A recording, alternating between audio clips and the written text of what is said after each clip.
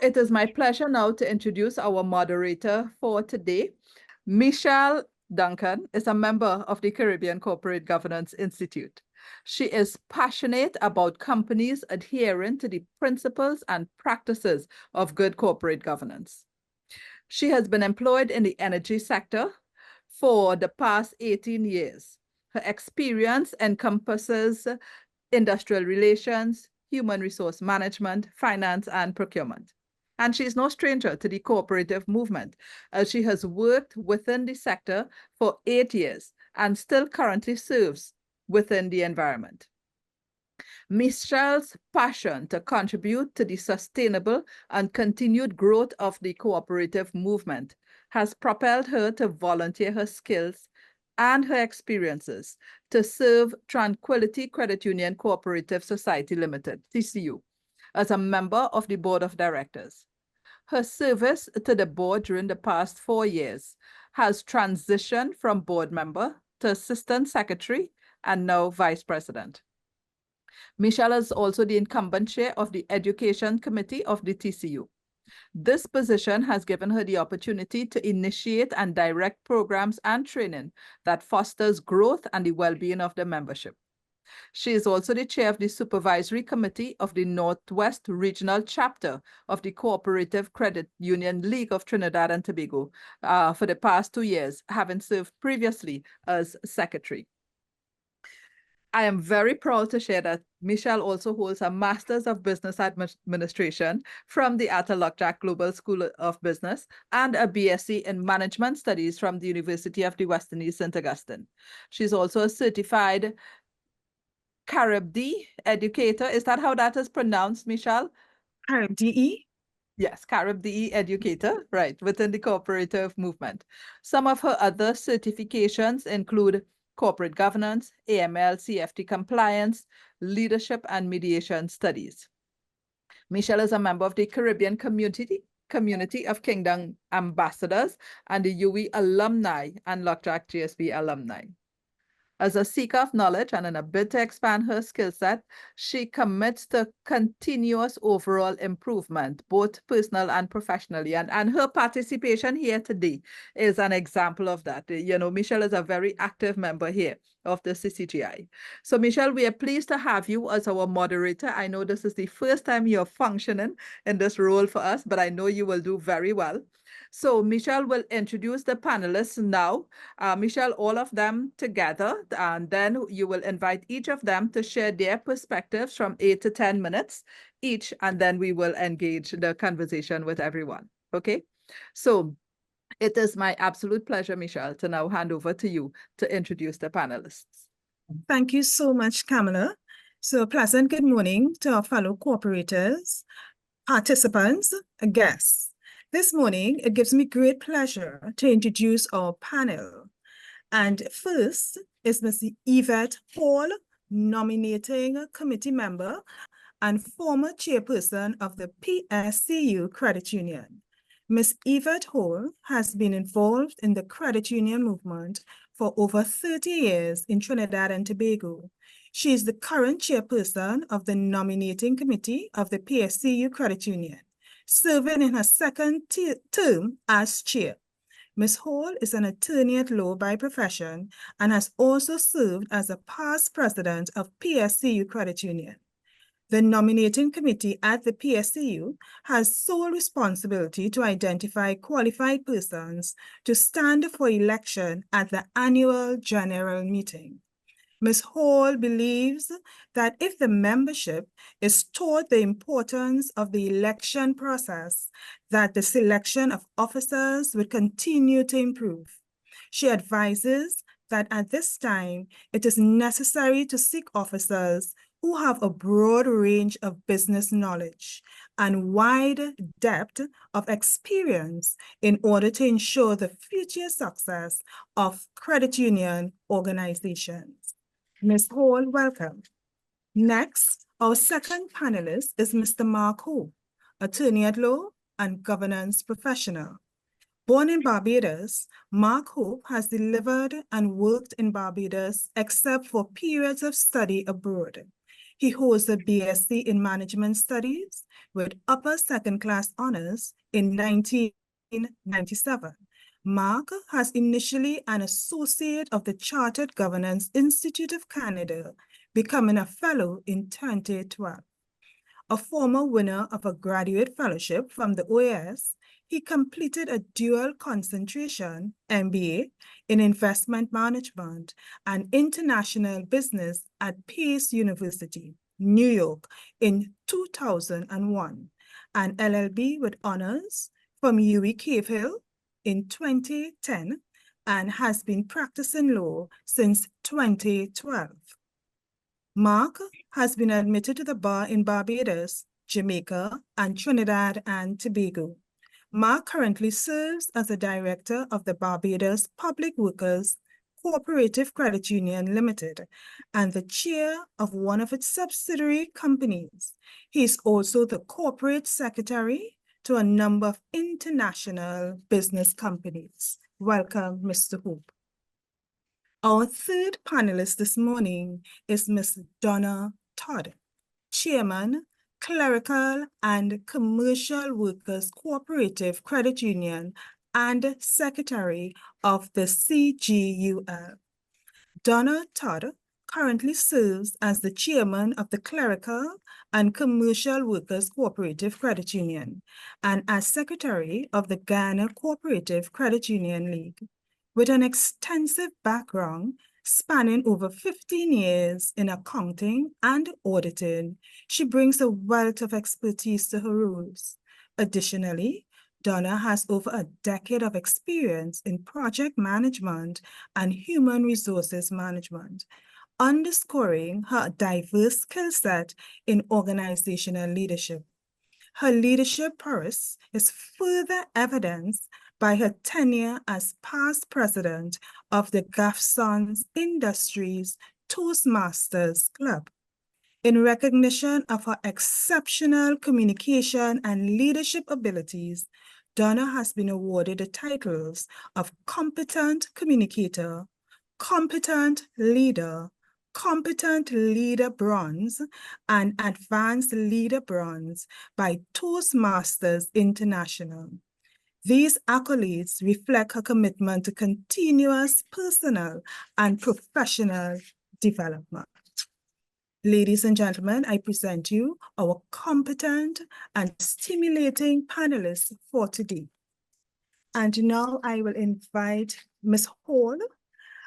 Could you kindly unmute your mic and share with us your delivery as it relates to your thoughts as it relates to effective due diligence and qualifications of directors?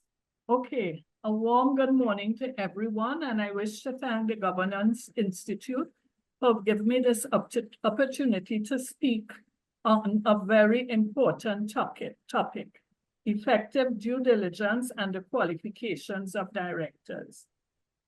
In Trinidad and Tobago, credit unions were established 79 years ago, a long time, for the purpose of providing low-income persons with affordable access to loans and the ability to secure financials, to save money for the security of their finances in the future.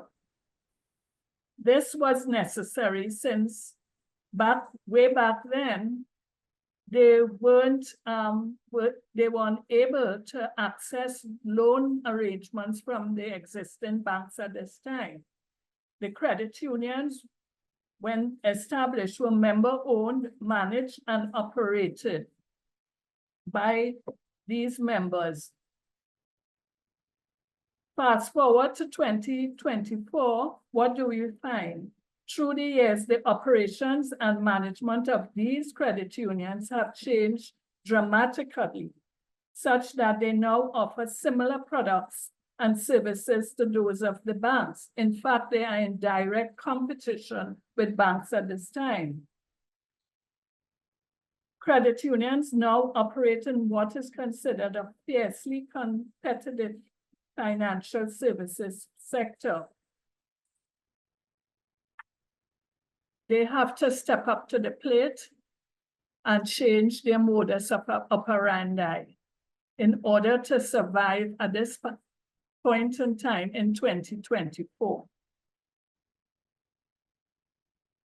When you look at bank operations, people are seeing that the banks have embraced some of the features of credit unions in terms of their personal connection at all times with their clients and the provision of education facilities in key areas to ensure the growth of income of the persons who they operate and provide their services to.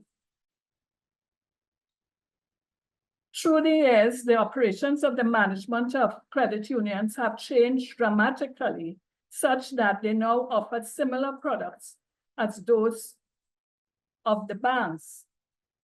I repeat, they operate in what is considered a fiercely competitive financial services sector, unlike what happened when they were previously established.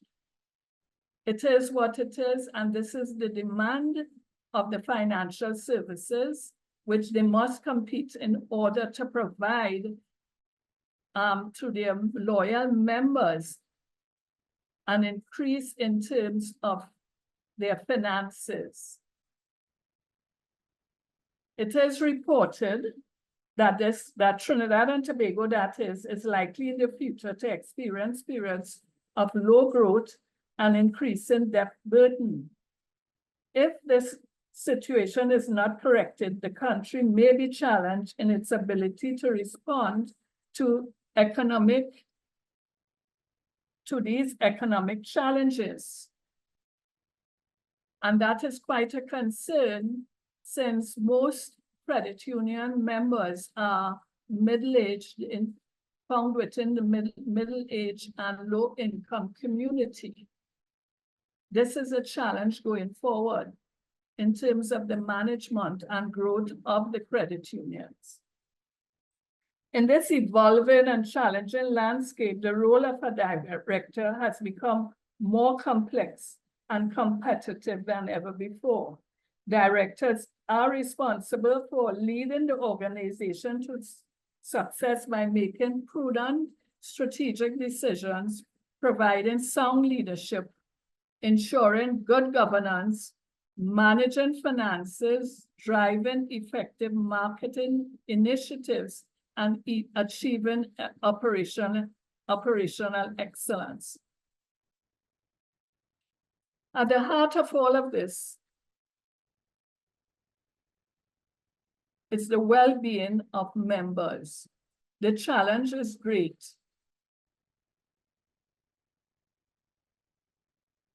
In order to meet this challenge, credit unions must therefore seek to elect directors who possess a broad range of business knowledge. They must have the ability to think strategically and have a depth of experience and technical skills to effectively manage the credit union organization and meet the financial needs of its members. Years ago, when the credit unions were first created, the board consisted of persons who shared a certain bond with a group of persons, right? Through education, they grasped the ability and the knowledge to manage the credit union effectively in those times. The situation now is certainly different. While managerial staff of the credit union oversees the day-to-day operations of the credit union, the board must provide guidance on long-range strategic objectives, determines policy, and monitors the credit union's overall progress in managing the credit union's complex financial business. That is a long list, and it requires a certain level of skills, knowledge, and experience.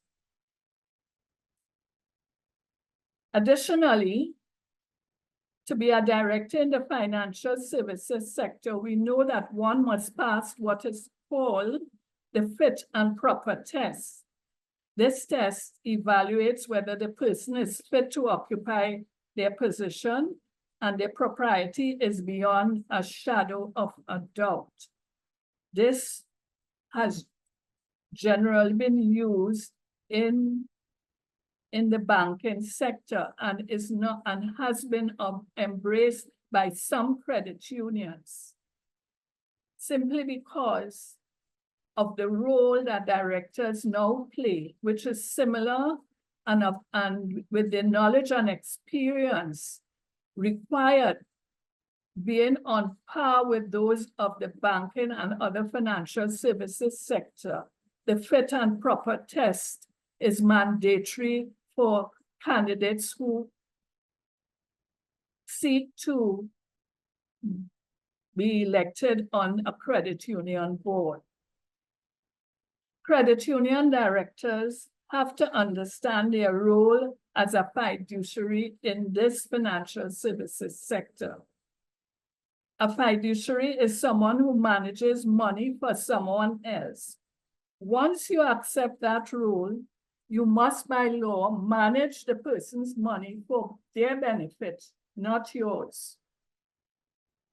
I repeat, you are required to manage money for the benefit of your members, not yours. That is your purpose in holding this position. The central bank fit and proper assessment criteria dictate that directors who operate in the financial services sector must be assessed as having satisfied the minimum criteria on an ongoing basis of the following criteria of probity, honesty, integrity, reputation, competence, capability, and soundness of judgment. When assessing directors, the following list is usually considered at this time: good character, competence, capability, and financial soundness. That is, a person's capacity to contribute to the safety and soundness of a financial institution and protect the interests of their stakeholders.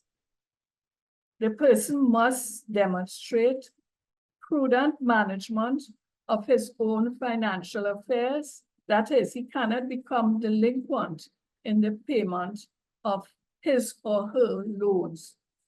This is so very important. Directors are held to a different standard in the financial services department, and I can't say this often enough. It must be absorbed by all those persons who hold themselves out for election as a director to a credit union board.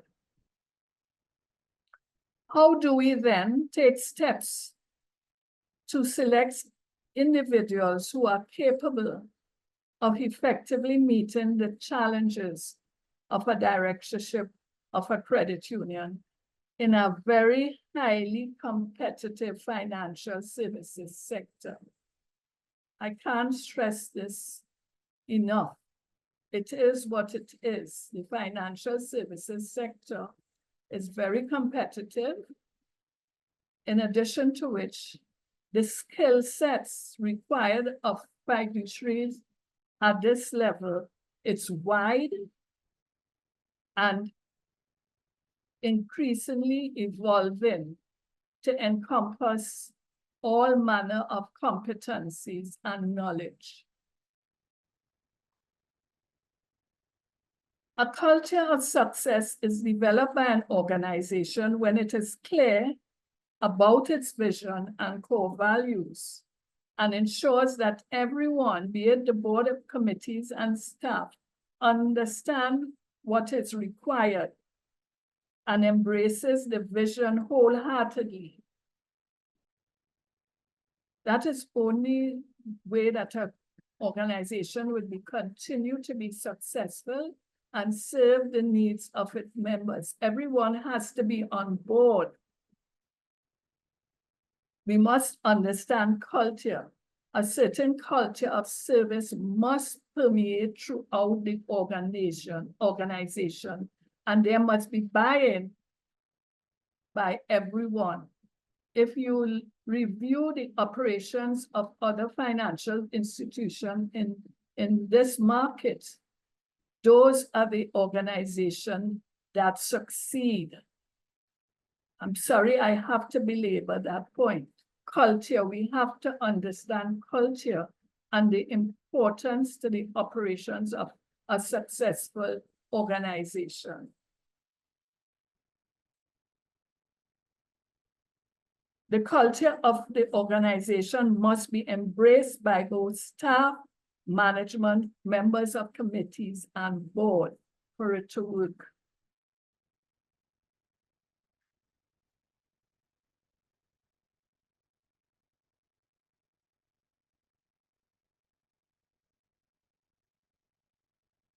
The board is responsible for ensuring that it has represented on its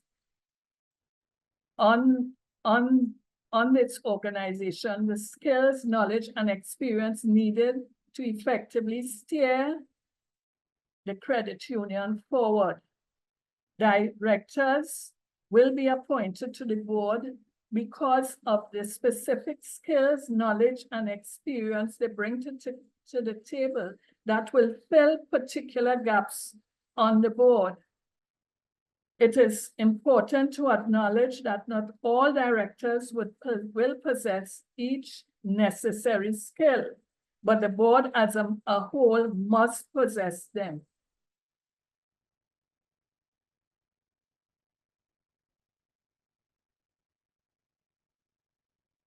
Are there any questions? Anyone need clarification at this point in time in what I have said?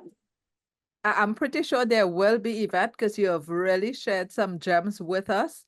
But what we'll do is take the contributions from each of the panelists, and then we will invite persons to ask their questions or give comments.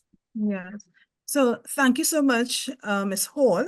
You have given us a lot to ponder on while we invite the other panelists to speak with us this morning. So I'm sure there's, as Kamala mentioned, there's quite a lot of questions based on what you have shared with us.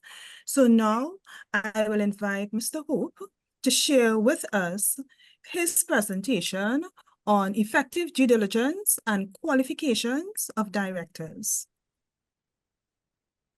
Good morning, everyone. Thank you, Michelle. Thank you, Kamala. Before I say more, I should update my bio. I didn't think to send through the updates, but I'm currently serving as the president and chairman of the board of the Barbados Public Workers Cooperative Credit Union Limited. And I also chair the corporate governance and nominations committee of the board. Thank you for the opportunity to share and to participate. It's always good to be in a Caribbean environment and hear the experiences of our Caribbean neighbors. Yvette's presentation so far has reminded me that our experiences are not so very different in the Caribbean. And so we can learn from each other as we build. I also want to acknowledge the presence of some of my colleagues from the credit union. Two members of our board, our vice president, Sister Caroline, who also serves with me on the corporate governance committee. One of the members of our compliance team, Brother Jefferson Murray, who we lean on very heavily with our compliance processes. And of course, our Group CEO, Mr. Glenn Harrison. Thank you all for your support. I will sort of not bore you and repeat what Yvette has said, but say that I agree with her completely. And I'll try and say things a little bit differently. I'll make my comments more focused on the process and particulars as opposed to the principles that Yvette so carefully outlined for us.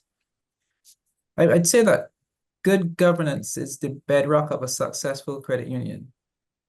And it's critical to make sure that we have that cadre of dedicated and ethical individuals serving on our board of directors. And a key pillar of this is robust due diligence process, which will focus on key qualifications, and we'll assess those things through tools like a director's skills matrix. And using that, we can build a strong and effective board. And it must all be done within the framework of the regulatory requirements. It can't stand in a vacuum.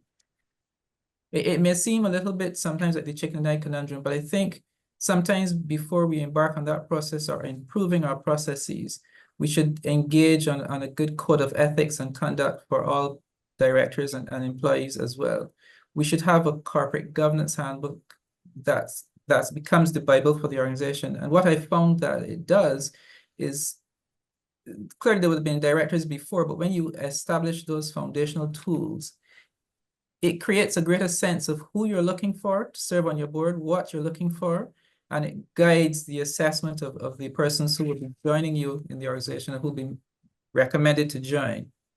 I'm going to focus a little bit on due diligence because that I think is critical. And due diligence is not just a checkbox exercise, right? At its highest, it is an ongoing process of investigation and evaluation. It will help the credit union to mitigate risk, identifying potential red flags. And a few of those red flags may be conflicts of interest. They may be past legal or financial issues, which Yvette touched on. And there may be misalignment with the credit union values and the strategic direction. And so some of those things can be sifted through when you go through the due diligence process. A robust due diligence process will protect the credit union, its members, as well as the prospective directors, because there may be some things unearthed that the privacy of the prospective director may be best left alone, and it gives an opportunity to revisit the notion if you want to recommend that person or they want to hold themselves up or not. In terms of alignment with the regulatory and statutory requirements, the assessments must be conducted with that in mind. So it's important for the persons, whether it's a credentials committee, a nominations committee, as in our case, corporate governance and nominations committee, that you are familiar with the Act, with the guidelines of your regulators. And in some cases, as in our case, there may be multiple regulators because we are a group of companies. So the credit union is regulated by the Financial Services Commission. One of our subsidiaries is a Tier 3 banking institution that's regulated by the central bank. And so that regulatory framework dovetails. And so it may be joint regulatory situations. So you have to be aware of the environment in which your credit union is operating. And so once you are aware, then you integrate this into your appointment processes at every stage of the way. Yvette spoke about the development of a fit and proper questionnaire, and the regulators will produce or provide a fit and proper fitness and propriety questionnaire themselves. But it's helpful, we find, if we develop our own in-house questionnaire as well, so that we take the regulatory framework as the minimum standard, and we seek to engage in a best practice and position ourselves above the minimum standard, so that there may be additional information that we can include in our own fitness and propriety questionnaire that takes us beyond what the regulator has asked us to provide. And some of the components of an effective due diligence process will start at the basic level, the application and the review. We can put together an application form that sets out some of the essentials that we need, and evidence. It may include things like a police certificate of character, a certificate of good standing from the corporate registry if you're already a director of a company or you own your own company, and your resume. The resume should say a lot about a person, whether you say resume or curriculum vitae. I'm told there's a difference by the HR practitioners, but that document that sets out your history. And you need to engage in background and compliance checks. Look into criminal records, credit checks, social media checks, and the fitness and propriety questionnaire. There are, of course, databases that are available which you can use, which may include the World Check, which is an international screening system. Google, right? Google has now so entrenched itself that it's a verb. So you can Google the person. Okay? And we are sure of the information that can turn up from a simple Google search. And there are other databases, every data that you may subscribe to. If you are onboarding an attorney at law, then there's going to be a bar association, a law association, a legal counsel, or something that you can get information from, or at least get some sort of certificate of good standing. If it's an accountant, there's an accounting body, I'm sure, that supervises. Depending on the nature of the profession of the person, there is likely to be a trade association or professional body that you can extract some sort of certification or confirmation from. Conflict of interest disclosure is important, so you have to provide the opportunity, not just assume that an incoming director knows to disclose potential conflicts of interest. You have to create the environment and make that disclosure mandatory. There are, of course, the PEPs, the politically exposed persons. We came across a situation recently where there was a PEP and the bank was bold enough to say that they will not allow the PEP to sign on a bank account. I'm not sure how the bank misguided itself in that way, because even though you're a PEP, there's a conflict or a potential conflict, but it is to be managed. PEPs are people, they have lives, they have families, they have aspirations. So I'm not sure the basis on which a bank thought it should exclude some person based on the political appointment. Right? And senior civil servants are PEPs. These are all valuable people in our society. So we have to think of how we're going to treat this information and how we're going to manage potential conflicts. And our policies and stuff will support the environment in which we're going to manage these types of conflicts. We also can look at our independent assessments. If you have an internal audit function, that also offers you another line of defense so that there's a multi-layered process. I made mention earlier that we have a corporate governance and nominations committee, which puts the potential applicants through a detailed vetting process. It may be sufficient in your environment that committee of the board or a standing committee is sufficient. The board may wish to do its own review or enhance the review of the committee. Maybe a little belt and suspenders, but the nature of your environment and the operations of the particular credit union, its size, its scope, will determine how much more investigation you need to do with your onboarding process. Ultimately, you're seeking to ensure that you have a qualified, balanced, and an effective board. We found that a director's skill matrix is a valuable tool, and perhaps an invaluable tool in assessing the collective skills and competencies of the board. It maps the individual director's strengths against the key areas required for effective board functioning. It helps identify potential gaps in expertise, and it may also identify strengths, and it will, in that sense, inform recruitment strategies that the board is engaging in, or the credit union is engaging in. And at the end, it should ensure that there's a balanced board composition with a diverse range of skills and perspectives. There are, of course, the traditional qualifications or desired qualifications, and it's important, it may be important, I think, to determine when we identify those qualifications, which set of qualifications are desirable and which are essential, so that you're evaluating on two bases when you're onboarding directors. And some of the more traditional things we've looked at are financial acumen, whether they understand accounting principles, familiarity with financial reporting and interpreting financial statements, business strategy and policy, financial services knowledge. Do they understand the credit union movement and its sector? And do they understand the broader regulatory or financial landscape, competitive forces that may impact on the credit union? Human resources and talent management, leadership generally and management. If you're on a board, you're automatically thrust into leadership. But those are some of the traditional things. But in today's environment, we have to look beyond the traditional. We now need to embrace technology.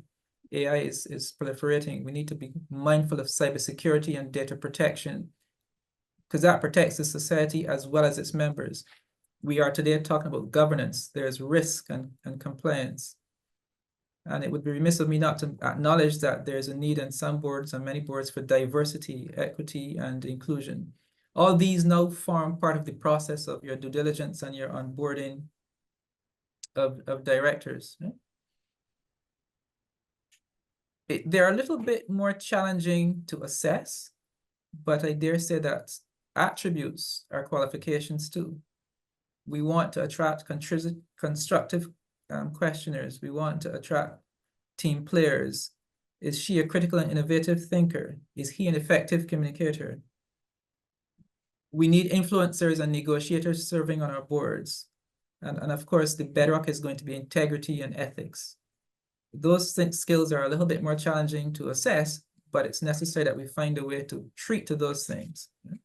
At a basic level, you may look at a person's CV and resume and take it from the jobs that they've held, that there must be some element of some of these things that individual may carry. One of the things I think that is often overlooked or can be overlooked is the notion of ongoing development and training. We expect directors to come to the board with some level of skill, but none of us knows everything. So we have to identify some skills that are teachable. Directors may be strong and have skill sets in certain areas, but there's more that they can learn that can enhance the function of the board. So we have to look at ongoing and encouraging our directors to pursue professional development opportunities. It doesn't end at the recruitment stage. And that credit unionism is founded on voluntarism. But in 2024, voluntarism takes you so far, but you need to go further. So the credit union should be considering investing in the training and the development of its directors for the time that they're going to be there. And so when you use your skills matrix as well and identify those areas, then those can be areas that can be used for target for training, and you can be more focused and more intentional as you approach these things. So in summary, I want to repeat then that prioritizing effective due diligence, focusing on the essential qualifications of directors, utilizing tools like the skills matrix, ensuring there's an alignment with the regulatory requirements. These are all areas that we use to build strong and effective credit union boards. So I think I'll pause my opening comments there and wait to respond to questions that may come. Thank you so much, Mr. Hope. You have touched on so many salient points that as credit unionists and cooperators that we need to look at and actively pursue some of these developmental points that you have stated here. I must say that in each jurisdiction, as it relates to PEPs, in each jurisdiction, I know that PEPs are handled differently. Here in Trinidad and Tobago, PEPs who are serving as directors there must be full disclosure. So we are required to disclose whether you're a PEP, but I do not think that there's any issue as it relates to a PEP being able to sign bank documents on behalf of credit unions. So thank you so much, and I cannot wait until our question and answer segment comes, because I know there will be a lot of questions as it relates to some of the areas that you have touched on. I too have some questions. Now we'll invite Ms. Todd to share with us this morning her thoughts on effective due diligence and qualifications of directors. Ms. Todd? Thank you, Michelle, and thank you, Kamala, for inviting me once again to be part of the panel discussion on credit union and corporate governance. Okay, I must let you know that credit unions in Guyana has been over 70 years. And of the credit unions in Guyana, we have 5 that are common bond, and they are the police, the Guyana Defense Force, Clerical and Commercial Workers Union, the Public Service Credit Union, which is the largest credit union in Guyana, and the Amalgamated Transport Credit Union. These credit unions were formed out of the need for the specific workers at the time, and most of them are over 60 years in existence. Okay, listening to the presenters before me, I recognize that basically we are in the same governance structure within the Caribbean. We are common where that is concerned. But for due diligence to take care is that the director must equip himself or herself with the prerequisite knowledge to ensure that the business, which is the credit union, is in compliance with all the relevant laws. And we have recognized over the years that a lot of financial laws have been put in place. For example, the anti-money laundering, where I've lost my That's okay. Take your Can you time. see me? Yes, we can. And But we I'm can not- hear you as yes. well. Yes, the Anti-Money Laundering Act that came into effect after 9/11 So we have to be aware of that and all other financial laws. However, in Guyana, we are not governed by the central bank. We are governed by the Chief Cooperative Development Officer, which is an officer within the Ministry of Labor. The central bank over the years, however, is trying to be the supervisor for the largest credit unions in Guyana, and we have 5. So they're trying, but we have not succeeded so far. So we're still under the supervision of the Chief Cooperative Development Officer. Another benefit what we can have with due diligence, as it keeps you up to date. It keeps you up to date with the new laws, and it's also safe for both members and employees of the credit union. We must recognize, however, that as a director, you have the responsibility to mitigate any risk. So you have to identify the risk. And in the credit union for us, our greatest risk that I find is the delinquency. Our delinquency sometimes for some credit unions are very high. And we have to recognize that in order to mitigate that risk, we have to have policies in place to mitigate that risk. How are we going to do it? It's a hard work. Well, in Guyana, we do not have directors on the board with specific skill sets. I could remember years ago when I said to the directors that, look, we have to have specific skill sets in which to have members of the board understand, especially the financial statement. I was made to understand by directors also that it is a membership drive and it's a one man, one vote, and whoever decides to vote for that director, we cannot stop them. But despite training, as was mentioned just now by Mark, you could only train a person to a specific point. If you recognize that that person cannot be trained beyond that point, it is no use you wasting money training them. But because of the complexity of directors in Guyana, we have to tread on soft ground. We have to know exactly how we're going to tread. Another responsibility for the board is that they must establish good relationships between the CEO or manager and members and staff, because it is the manager who has to carry out the policies of the board. So if there is no good relationship between the board and the manager, you will find yourself in a very ticklish position that they can work counterproductive to the organization. What we also recognize is that with the fiduciary responsibility that was mentioned earlier, you must be cognizant that any legal matter that comes to the credit union, you're equally responsible as another director. You cannot say that because it's the chairman or the secretary or the treasurer who we term as the executive on the board, that they are responsible. Each and every director is responsible for the running of the credit unions. We also recognize that we have to do some kind of strategic planning.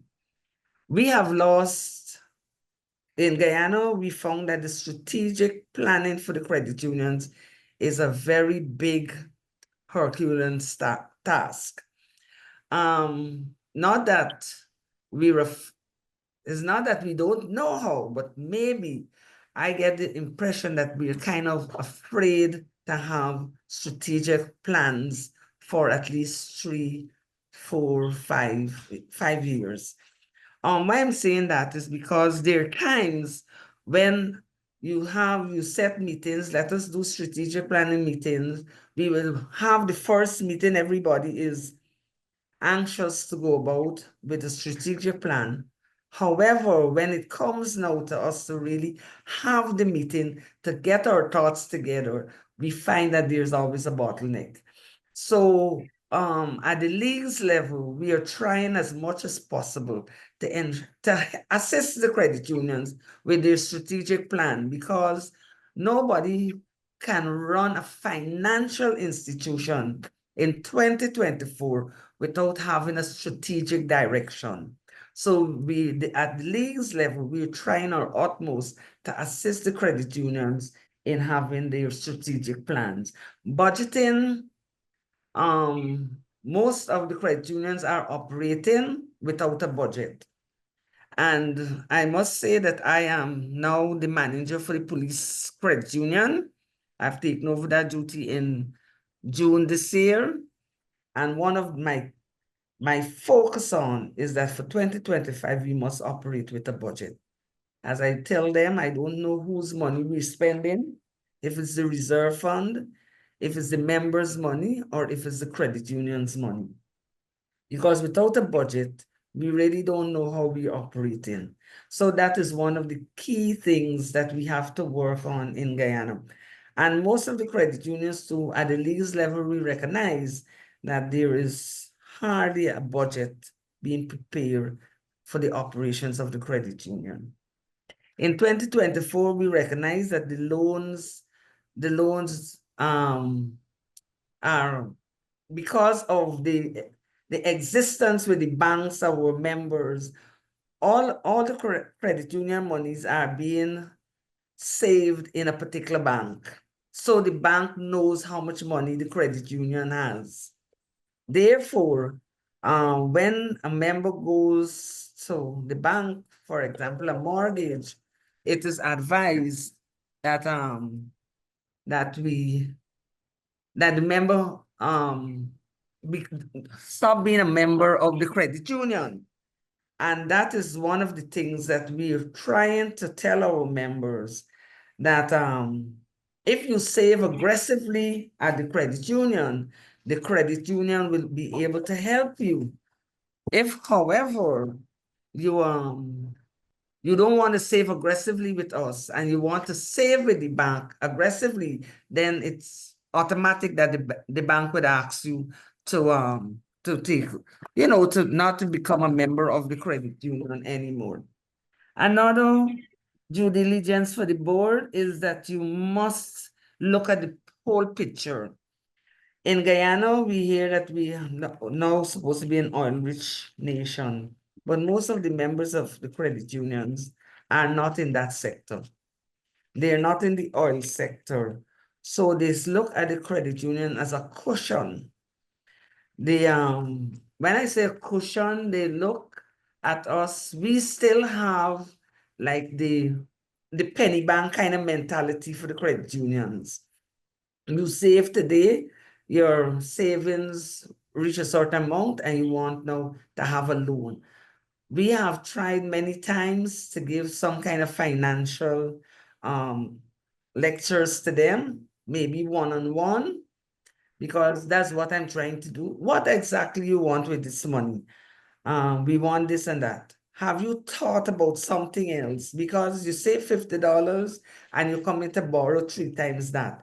Is it feasible for you to do that? So we have to do a lot of financial literacy programs within the credit union. The board is also concerned with setting policies. What we found lately at the leagues level is that a lot of credit unions in Guyana don't have policies. So they operate as though they're operating in the 60s and 70s. We have guided them by sending them some policies, some draft policies where they can tweet for their organizations. So we're trying to do that to assist our affiliates. So all in all, basically, that's some of the issues that we have here in Guyana. It's I know our counterparts within the Caribbean, they're way ahead of us. We're not playing catch up, but at least we're trying to move a little at a time because of our culture. Our culture plays a very important role in this whole aspect of credit unions, business, and governance. So we are working. We're not as swift as the hare, but we're going slow as the turtle, and we're getting there one step at a time. Thank you very much. Thank you, Ms. Todd. I know you will get there as you move along. So you have heard our panelists this morning, the 3 members of our panel. They have adequately addressed our topic this morning, effective due diligence and qualifications of directors. I don't know if there are any questions in the chat at this point in time, but I would like to pose a question while Kamala looks in the chat. I would like to pose a question to Mr. Hope. Mr. Hope, as it relates to the qualifications of directors, persons that are seeking to serve on boards, how can credit unions truly attract qualified persons to serve on boards? I know that the most powerful persons in the credit unions are its members. And in some credit unions, nominations are held at the floor. And we know the politics involved in some persons receiving the highest amount of votes and being able to serve on boards. So my question to you is, how can we treat with that loophole? Is it that there is need for us to educate our members on the importance of having qualified directors and the onerous responsibilities of directors in serving on boards? Thank you. I'm happy to be called Mark, by the way. Before I answer your question, I think I omitted to acknowledge one of my colleagues, Sister Wendy, who is always present and supportive. So Wendy, I haven't deliberately forgotten you. Thank you. I appreciate your presence. And Wendy has been here very early. So my fault. I apologize for that. I think you asked a very long question and then you answered it yourself. Directors, membership education is important. It's going to be critical. That discussion is ongoing, I suspect, in just every jurisdiction. Members' education is going to be a process.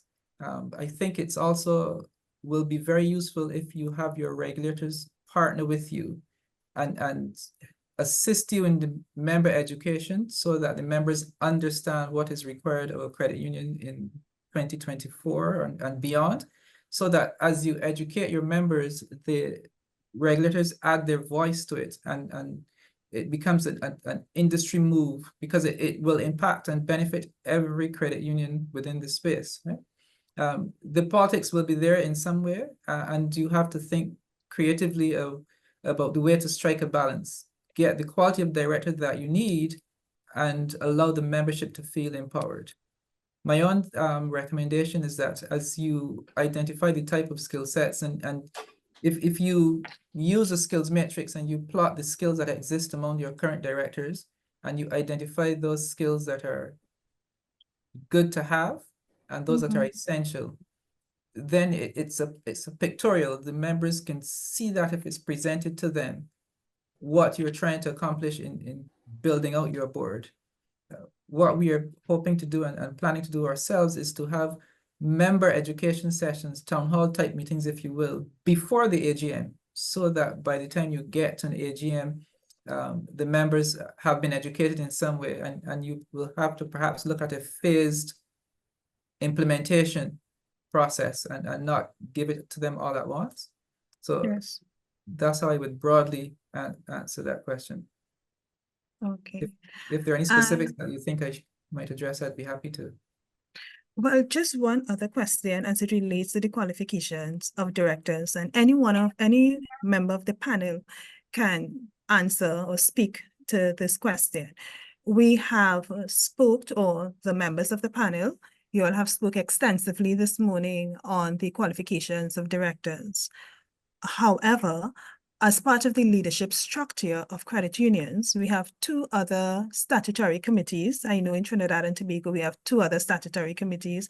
I guess it will be similar throughout our Caribbean, which are Credit Committee and the Supervisory Committee. What about the qualifications of those committee members as well?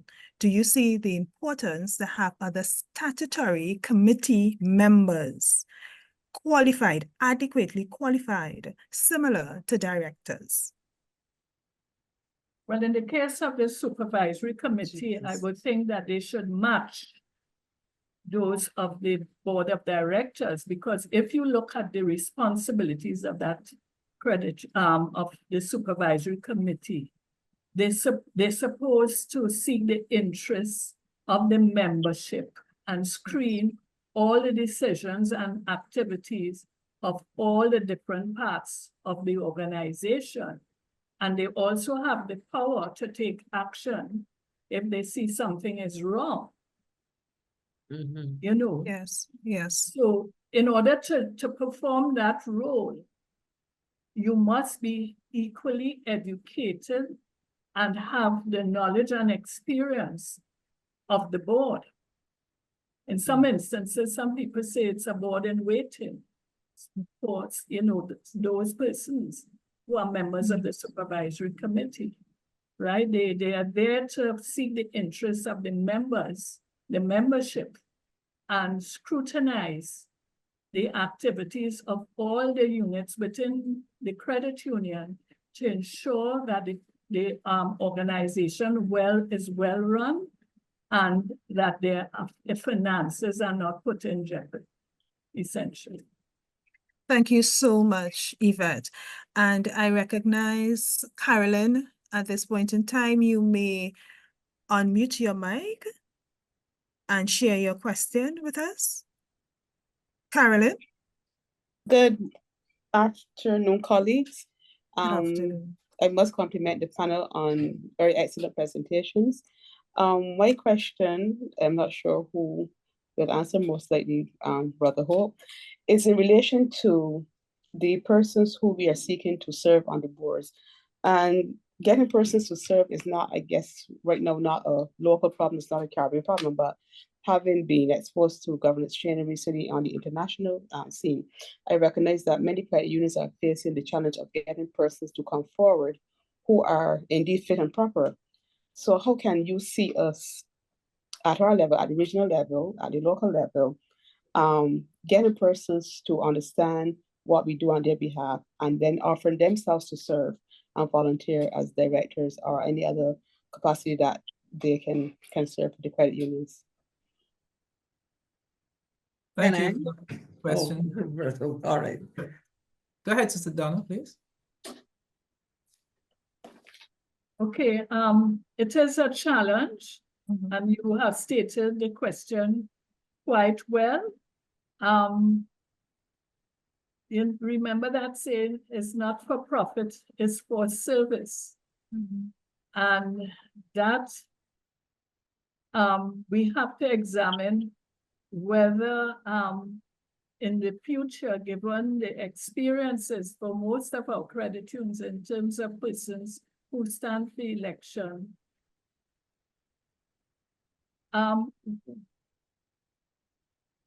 just to repeat, it has been challenging because the cost of serving, people coming to meetings, you know, there is a cost. When the credit union movement was established how many years ago, the environment was different. And the professionals, management of a credit union right now requires certain skills. And the persons who possess these skills, whether or not they would be able to do it free of charge, as happened in the future, in the past. That question hovers around present day nomination of candidates to serve. I don't have, I'm just stating, making it clear that we are all challenged in this area in terms of persons who hold themselves out for appointment, because the financial services environment at this time to manage it effectively and earn the income that credit union members expect each year requires a level of knowledge and expertise. And the majority of these persons, I have to say, they expect there's an expectation of some level of reward.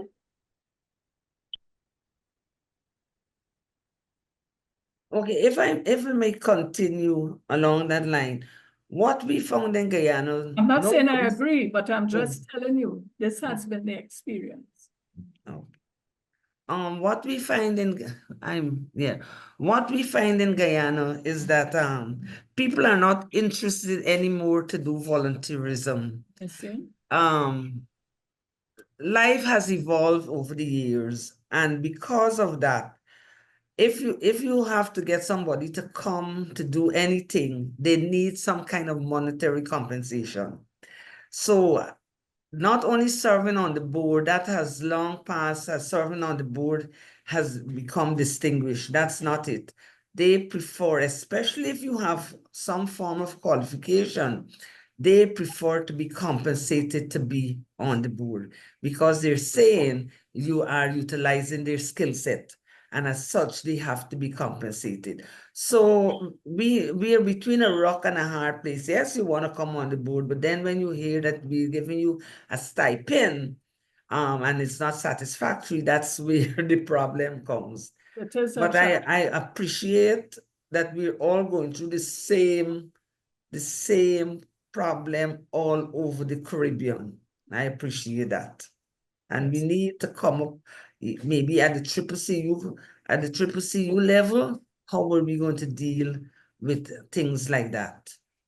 And look at the skill sets that we must have on board at this time for, to be successful in this financial environment.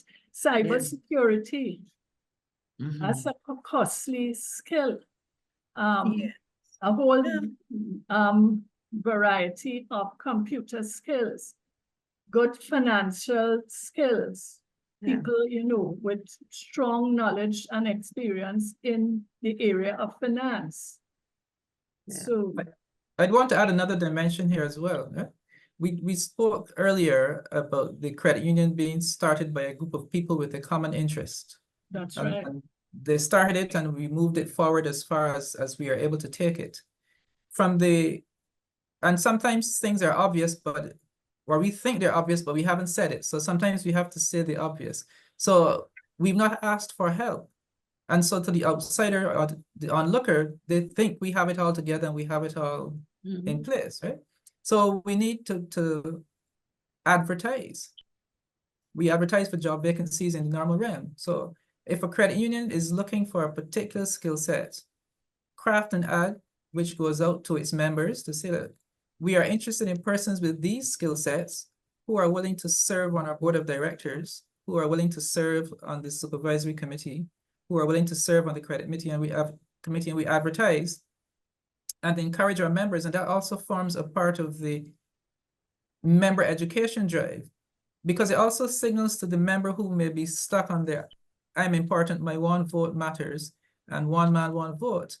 It signals to them that, listen, the people we have leading our organization are serious about moving forward, serious about our development and in building our institution. And so we will hopefully engender some support when we advertise and say what we're looking for, and perhaps publish the skills matrix or elements of the skills matrix. We don't have to put person's name, but we can say we already have an accountant, we have an attorney, we have a former banker on our board, we have a human resource person on a board, we have no marketing skills, we have no governance skills. If you are a member and you have these skills, we'd like to hear from you. One of the challenges I know that has surfaced as well is some of our members don't like to face the electorate. They want to be invited in and ushered in. Again, the member education may speak to that. Yes, yes. Thank you so much. And I hear that the narrative or the conversation as it relates to compensation. And yes, there's a stipend, but we also have to bear in mind one of the principles of the cooperative movement is volunteerism. and the credit unions are they expect our members to volunteer their service as it's a member-owned institution. And I have seen where several persons who complain as it relates to compensation, they are not always the best choice, and they are not always committed to the principles and philosophy of the credit union movement. So I think sometimes you have to touched look on the very response. You have to carefully. see committed persons Yes. who are committed to the principle. Yes, and sometimes some of those persons are overboarded. They serve on so many boards that they cannot adequately serve the credit union in which they have offered their service. But there are two hands up. I recognize the two persons, and there's a question in the chat that I would like to share at this point in time. It reads, Mr. Mark, has the Barbados movement executed any of the suggestions given with regard to membership education? If so, how effective were they? I'd say we are in the embryonic stages of doing so. So our member education drives are getting off the ground. So we are just on the cusp. It's a little too early to measure the success. We know the regulators recently issued a guideline that required us to appoint independent directors, and one of our larger credit unions has gone ahead and put that in place. It's only been a few months, so we can't speak to the success of that process, but the member education drive is starting. One of the challenges that we have generally is there are lots of small credit unions that are not essentially sustainable. So the discussion has also opened up on consolidation and mergers of credit unions, if you will. Thank you, Mark. Angela, I hope Mark has answered your question.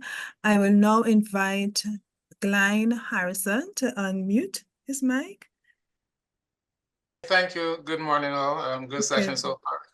I just want to go back to the whole comment made around the matter of, I think it was Sister Caroline that mentioned it regarding the involvement of persons at the directorship level and getting persons to step forward.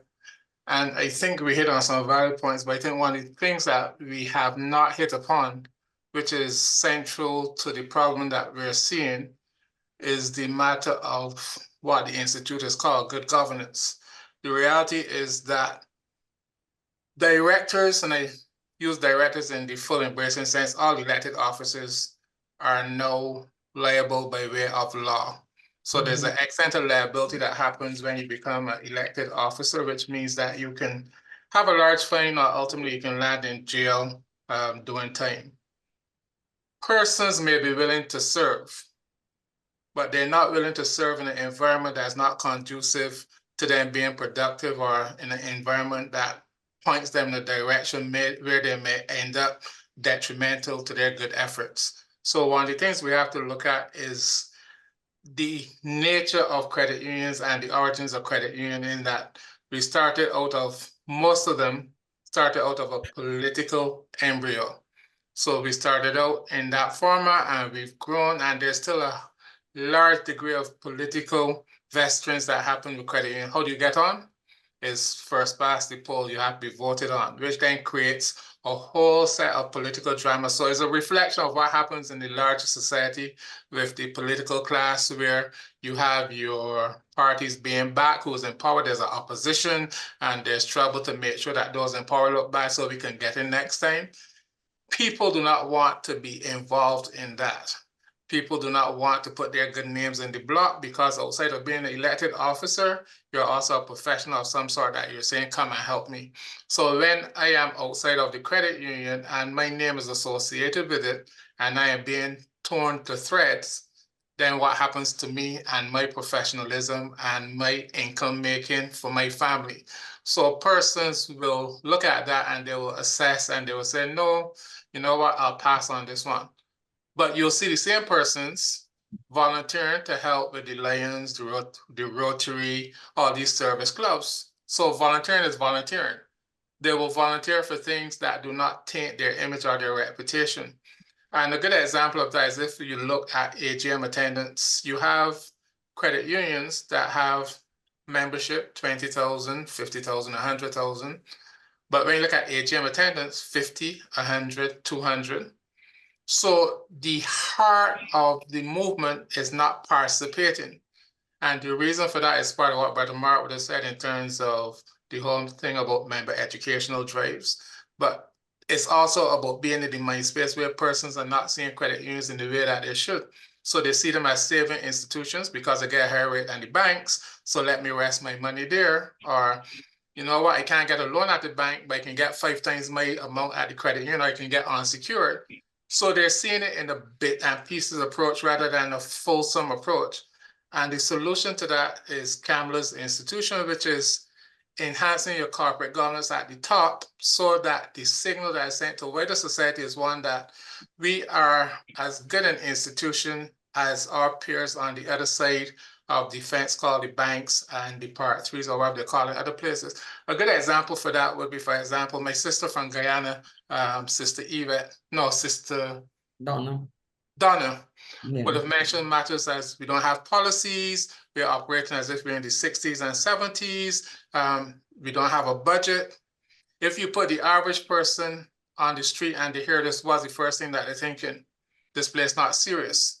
Exactly. Now, in some places not serious, I ask anybody that's in this room right now to put up your hands and say, would you go and invest your time and your energy to some place that's not serious when you know what the issues are, you know what the solutions are, but you're not willing to put in the effort to resolve them? The answer would be no. So the reality is that more training like this helps. Legislation helps as well, because the reality is that, well, we don't want to be forced down a path. Sometimes that's how we as a people need to be carried in order to get things done. That which gets measured, gets managed. So when we start to make things happen to show a signal that we are serious about being a financial institution, we'll have just as much people lining up to be part of the credit union directorship and elected officers as they are lining up to do other things at other companies that are smaller, but have more focus and are more meaningful in achieving the visions. So just wanted to add that. Thanks. Thank you so much, Mr. Harrison. And I do identify with some of the points that you have raised here. And today, I am seeing here in Trinidad and Tobago, where there's legislation, there's legislation, the regulators are moving to update the regulations in Trinidad and Tobago. So right now we are looking at updated legislation that will soon be tabled in Parliament for discussion. And there's a need for credit unions to change the way how they do things. The regulators have recognized the responsibilities that recognize the asset base of various credit unions and the responsibility to govern persons' money. So there's a move to change the regulations as it relates to those persons who may not want to serve on boards because of being vilified by the members and their names and their characters being just maligned and so forth. Yes, and I'm seeing that happening a lot, and there's need for member education. In the defense of some credit unions, I'm seeing where credit unions recognize the need to implement policies and procedures to ensure that there's good corporate governance in their credit union. However, it is met by resistance from members. So there are members who may have a louder voice than others, and they may dictate the pace of operations in the credit union through the voting process. And there's a pushback by some members, and this derail the whole change that is required in credit unions. So as Mark stated, member education, it is necessary to change culture. It's necessary to change mindset. And I trust that as cooperators throughout the region, one could help the other. And we can make sure, we can ensure that credit unions operate at their optimum and are not seen as just low-hanging fruits that it's not worthy of just doing business. So thank you so much, panelists. Now I will ask Furlong. I'm not too sure how to pronounce your name, but I invite you to unmute your mic and share with us. Hi, good afternoon. It's Donna Furlong. Oh, welcome, yes. Donna. I'm from Venture Credit Union, current vice president.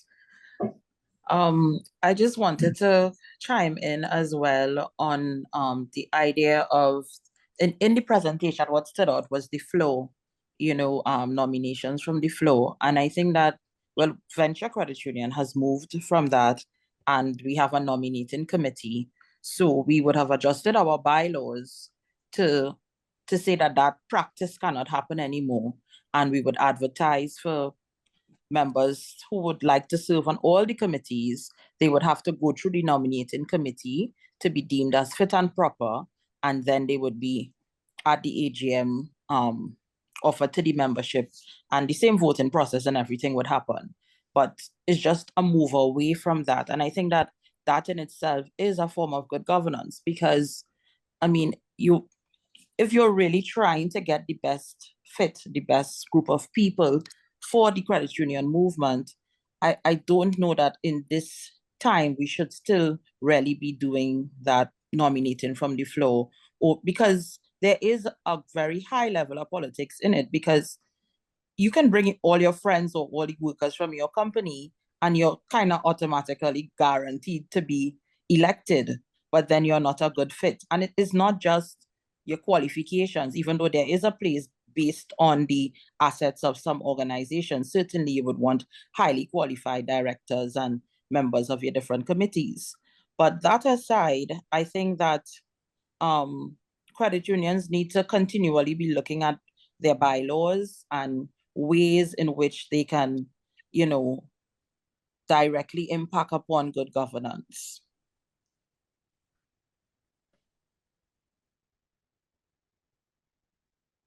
Thank you so much, Danessa, for your contribution. It's well received and well noted. Kamala, you have been very quiet today.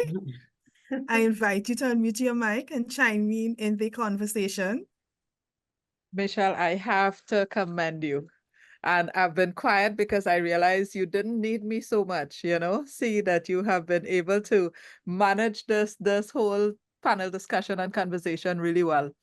And I think that a lot of really, really important issues have been raised. And what I appreciate is the point that has been made several times over, which is across the Caribbean region, we're dealing with similar challenges. And also finding solutions. I want to share, though, that some of the information we may want to relook. And this is just my personal thought, because the issue of compensation for directors is also something that has come up to a whole lot of persons in directorship positions, whether it's for NGOs or for profit organizations. And this is because, to an extent, my belief is the world has changed so much. Mm-hmm. Everything we do requires a cost. My sister-in-law tells me that it costs you just to breathe in today's world. So where a lot of us grew up in an environment where you run around and the neighborhood shares everything, you share from the fruit trees and you share from everyone's backyard, and so it was easy to be able to volunteer your time and give of yourself. Today, every single thing you do costs you money. And maybe the credit union movement as a whole can look at this issue and determine what level stipend would make it attractive for persons of competence who have been qualified, who have paid for their qualifications to want to serve. And Michelle, I hear you very clearly about those persons who come and insist that the stipend is not good enough are usually the ones who perform. And there may be a correlation to that, in that, they're spending their time elsewhere trying to earn rather than give of their best here, because they are not happy with the fact that they're spending a lot of their time, which will not result in a financial benefit. And I'm just raising that as a thought for us to consider, given today's modern world. I can add another perspective there, or extend it a little bit as well with the same thing. And going to Canada for training as well, the same question of volunteerism versus compensation exists up north as well. one of the challenges that has occurred in Barbados as well is if the stipend goes beyond a certain level, the members complain because the members don't think that the directors are entitled to a stipend at all, or it should be very minimal because you're volunteers. If you go beyond that, the government decides this is too much to be a stipend, so we need to tax it. So that raises another question with respect to the stipend. We also, I'd encourage in my presentation that we consider training to aid directors. But we have the experience where directors travel for training, that the membership feels, well, you're traveling on our money. And they don't seem to appreciate the value and the effort that you're putting in volunteering and giving your skills. So if you're traveling to train to enhance your contribution or your ability to contribute more meaningfully to the organization. So there's some social and cultural dynamics that come into play, which make this simple question not so simple to resolve. If I may, Kamla, if I may, but you Donna. find people on the board is saying those things. When there's any training and you have to travel for training, you find people on the board. I've had that experience. People on the board are saying you're using the members' money to travel, but they're not recognizing that in traveling for training, that you're going to bring back something to the life of the credit union. So you're not only talking about the members here, because I have my own experience here in Guyana, that there's thinking that is the members' money, so why you must go, and the credit union keeps at that one level all the time, so And I think that may you be have to recognize how you're going to deal with it.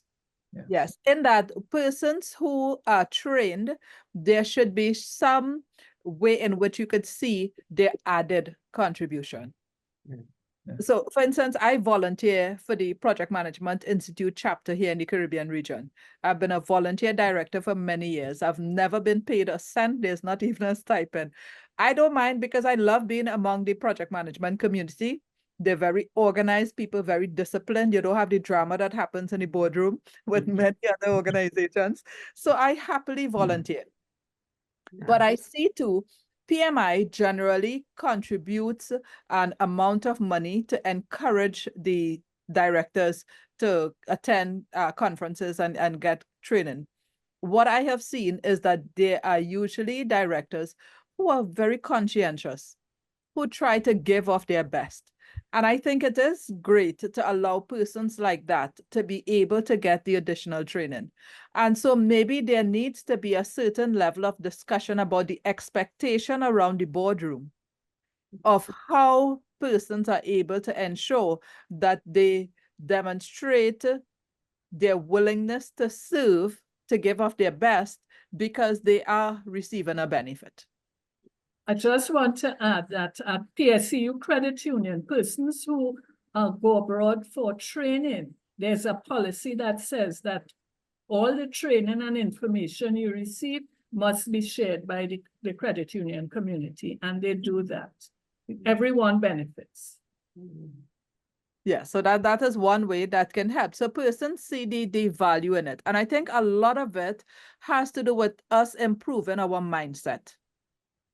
That we all stop looking at each other to see who is getting more. You know, and instead look to see how can we all develop, because we want better skills, better competencies, better run organizations. Yes, Kamala, I agree with you that there should be a stipend and it should be fair, because it takes a lot of time. It takes up a lot of your time. And in most instances, if you're serious about serving, then you're unable to serve other institutions and do other things because you're so devoted to the credit union that you're on. But I'm saying that there must be some sort of policy that treats with stipends for elected officers. And what we can do, we can probably make serving a little more attractive by looking at things concerning training, like some credit unions would pay to have their elected officers. And I'm saying elected officers because we are underscoring directors, but I also see the importance of having other elected officers like our supervisory committee and credit committee, those are statutory committees according to legislation. So there must be some sort of training where and I mean training that is really worth their time. So training like CCGI, CCCU, conference and so forth, which is foreign based. So the foreign conferences, local conferences and so forth. So it must be attractive for the person to serve that kind of thing. And it must be managed. As a Yes. financial institution, it must be managed. In a similar I vein, like how- quickly. Yeah, sorry, forgive me. I like how Mark had explained the conundrum. You know, it can be so much that members are complaining because they feel it should be they're volunteering, and especially it can be so much that government is looking at it to tax it. So it does require a conversation that allows persons like yourself, all of you here, are really senior members of credit unions. What would be that sweet spot? So long as it redounds to the benefit of the members in their pockets. Yeah. Yes. Yes, and that too can be part of the education campaign because members need to understand the amount of work there is if you were to provide your due diligence, if you were to provide your oversight, if you were to ensure that you lead the credit union in the right direction. Go ahead, Mark.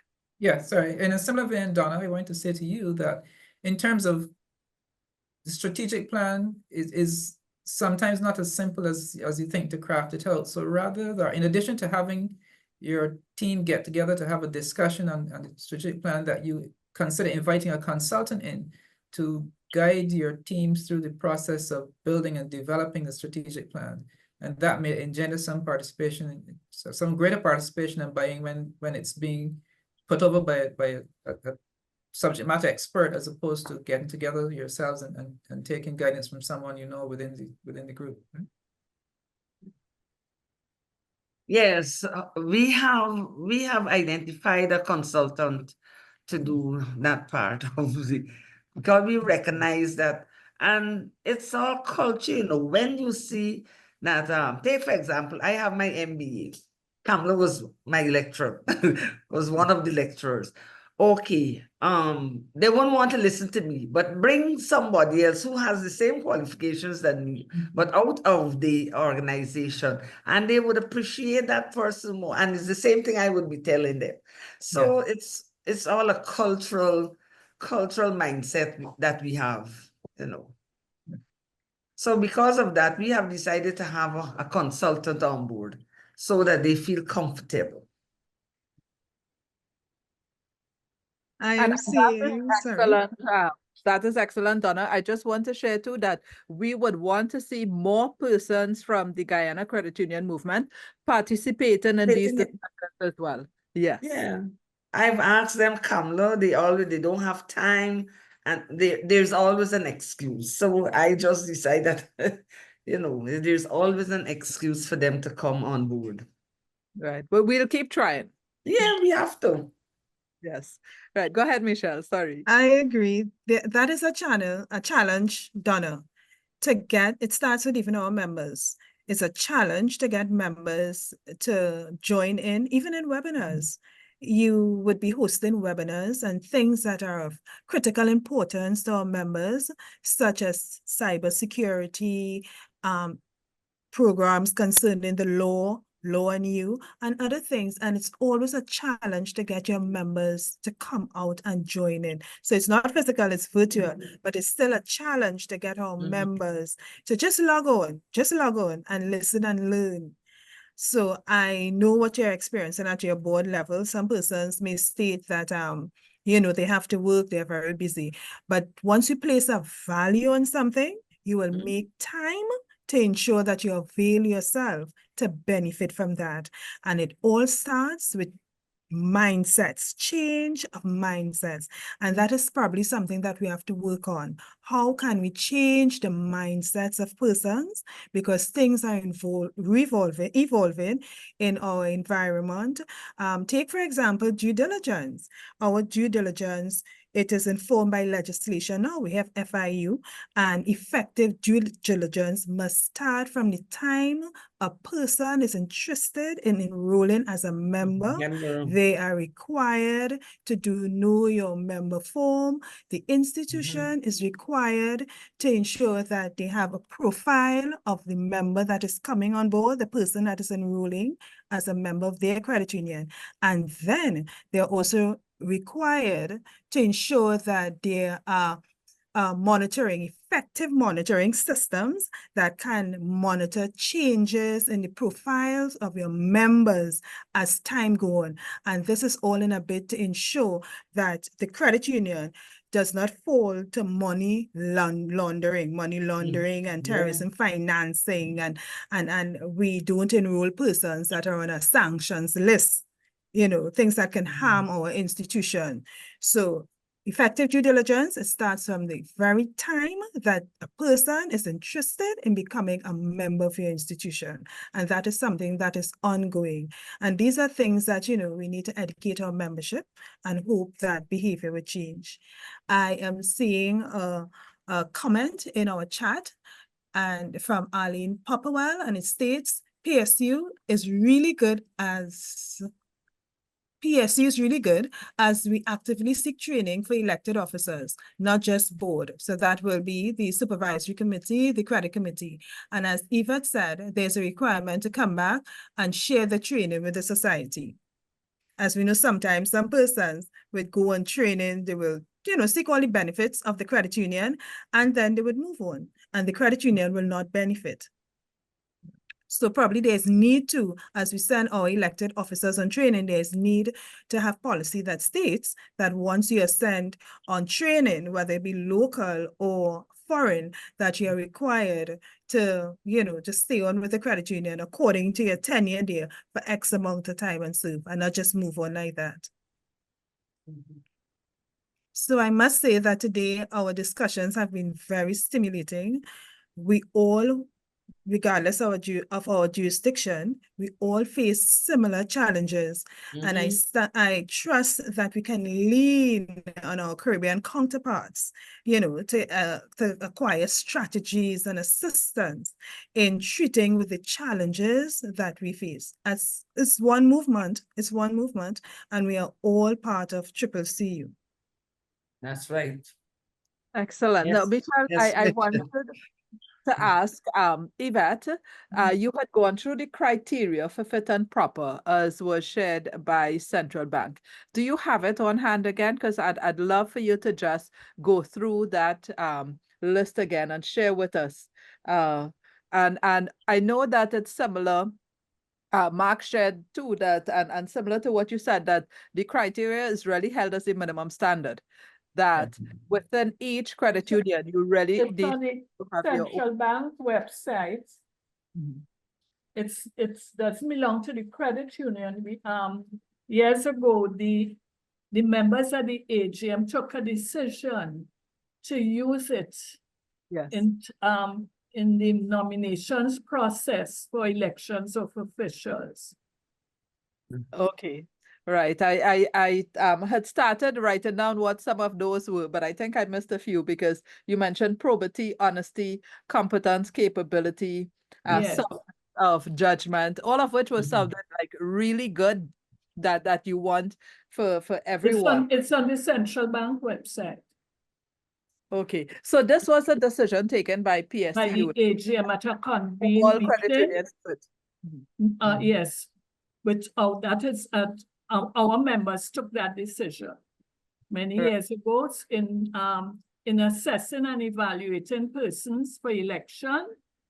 That is one of the criteria they must meet. Because remember, and there was a bill formed years ago by the credit union movement in 2011. And in that draft bill, they embrace that criteria. So that's how we you know, since that time, 2011, you know, we took a decision to use it when we nominating people. They must go through that assessment. Because at the end of the day, a credit union is a financial Institution. organization. Yeah. And those and that criteria is, used in terms of evaluating people who are on the board of banks. And right now, if you look at the landscape, we are competing, we are in direct competition with the banks. That is the reality. Yes, and I also appreciated you saying that the banks too have adopted a lot of the That's credit right. union practice. At some instances, I find they act like credit unions very, very well. Yes, yes, building those That's the personal. reality, and we must be aware of that, because at some point in time, we may lose our identity. So we must, we really have to look at that. How do we differentiate now from a bank?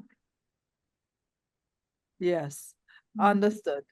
There was another thing that I was going to point to. Oh, okay. This was something that Mark had included as well. So I just wanted to touch on it a little bit because we are going into the last 15 minutes.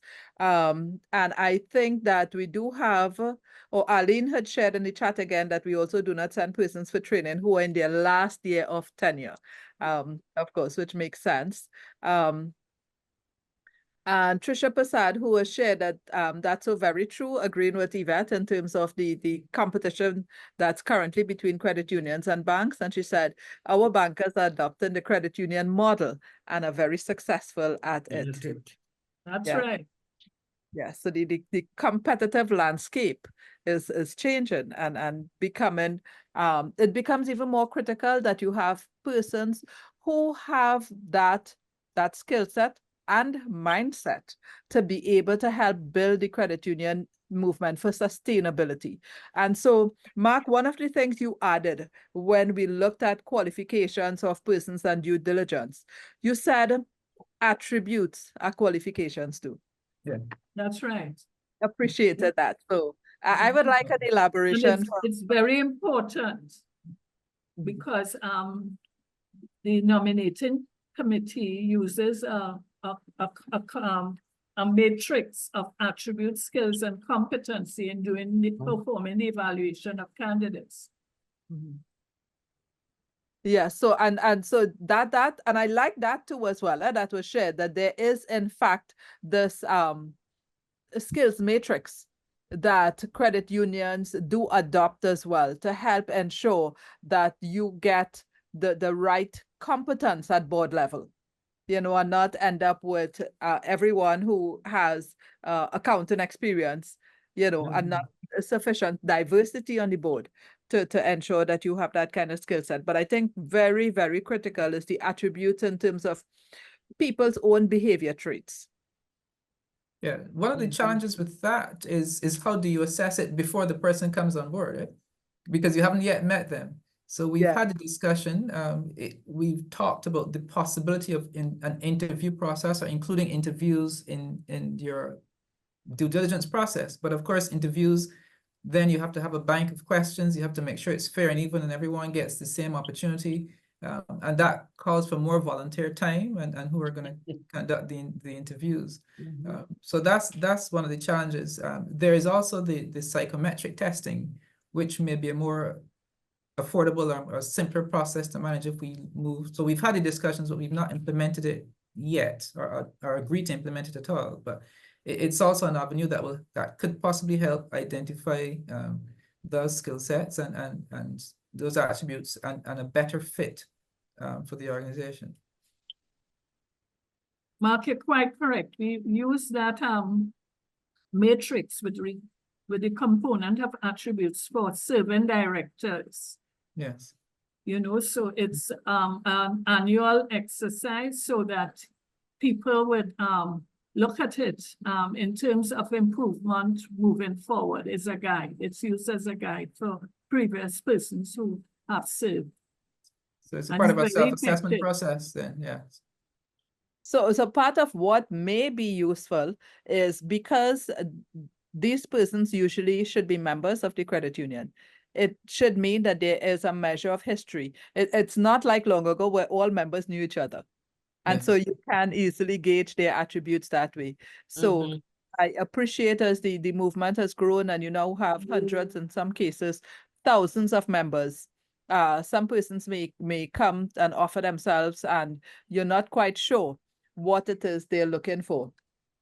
But I think it's important that message constantly go out to persons willing to offer themselves to serve. And I know it would become a greater challenge if it is that there's now a measure of compensation beyond a stipend that's just a little bit. I remember I was actually teaching an MBA class, and one of the students was from the credit union movement. And she was understanding corporate governance and the role of responsibility of directors. And she came up to me afterwards and she said she worked in administration in the credit union, and she would have a director come in to her to say, so where are my contracts? I am here because I want to get information on what services I can offer, what I can sell the credit union, and that they genuinely thought was okay. They did not understand that as directors, they are there for service to the credit union and not for their own gain. And therefore that needs to be part of the whole education campaign as well, that when you are there to serve, what are the expectations of you? Because in fact, you ought to have no contracts whatsoever. Mhm. And in addition to that, you include it in your questionnaire that you ask. You know, are you currently engaged in any business with the credit union? Are you here of your own free will, or have you been sent by someone to think, will you be able to make decisions freely, or you know, are you being manipulated by someone outside? But you have to include those questions in your questionnaire. And Okay. we've also adopted the practice, even at our meetings, at every board of directors meeting, at the start of the meeting, we now give directors an opportunity to declare any potential conflicts of interest for the items on the agenda for that meeting. So that, because things happen and we're a small society, everybody knows somebody is connected in some way. We want to manage the things that may pop up, you know? Yes, agreed. Mhm. So, Michelle, we go into basically the last 12 minutes of today's session. I want to share that Laura has put the survey link in the chat for us. So we want to ask our participants to please click on that link so they can give us their feedback on today's session. We have invited a number of credit unions to come and be present here today because we do understand our responsibility as a nonprofit organization, as a membership organization as well, that we want to see improved practices. And so having persons in the room is where it starts. And therefore, we would appreciate your feedback on the survey link. And Michelle, as we go into the last few minutes, I want you to ask your panelists to give their closing thoughts as we wrap up today's session. Okay, thank you so much, Kamala. As Kamala stated a little while ago, we have 12 minutes before the close of our session. And right now, I would like to take this opportunity to invite members of the panel to give us their closing remarks. The discussion today has been very stimulating. We can see that the information shared today was well researched, well thought out, based on experiences as well. And we certainly appreciate the discourse today. So members of the panel, I give you the opportunity. Anyone can chime in first and give your closing remarks.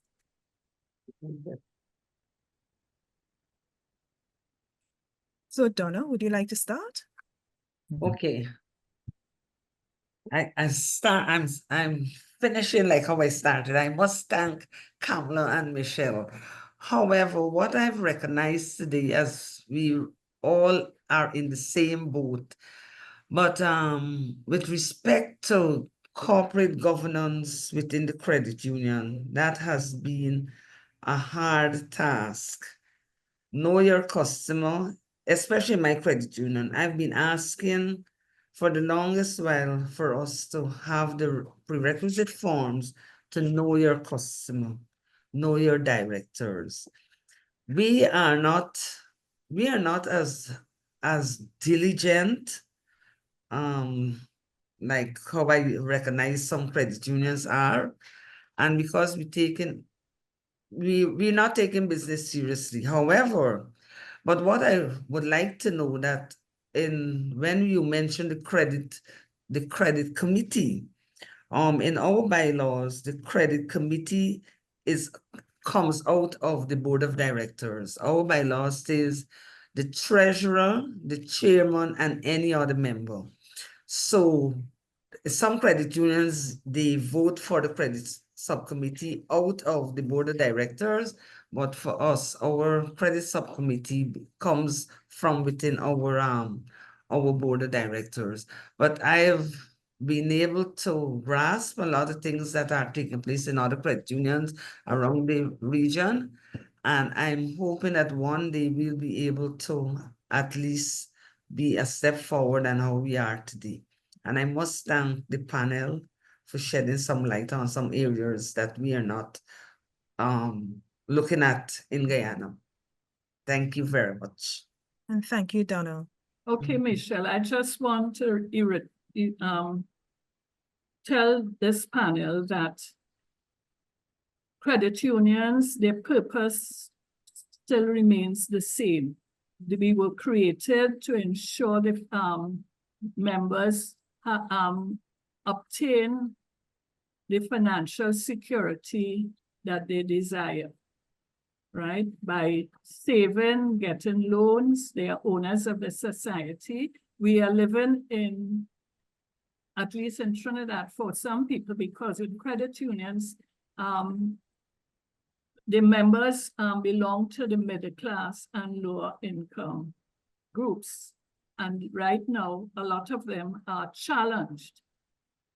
So, and they really look towards their credit union to make the difference, to give them that financial security. We need to do more in terms of education. I think that enough is not being done, because we can educate our members what they can do to change their lives going forward, and it would make a difference. So I'm suggesting to everyone that we continue to do what is necessary to give our members the knowledge that would equip them in terms of building the finances they would need for their security in the future. Mm-hmm. Thank you very much, Yvette. And Mark?